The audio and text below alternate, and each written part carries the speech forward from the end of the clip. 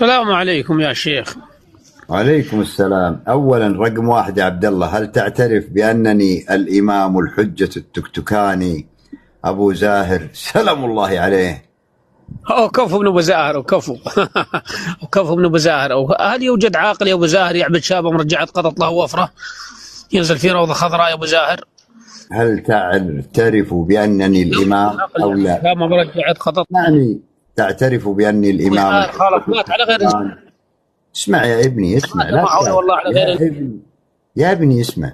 زاهر عصير ذبان البخاري. اصبر. هل تعترف بأني الإمام الحجة التكتكاني؟ أبو زاهر يخص الحالة؟ يا ابني اسمع. هل تعترف بأني الإمام الحجة التكتكاني؟ الكبير يا ابو زاهر. أشخص الحالة يا أبو زاهر؟ شخص.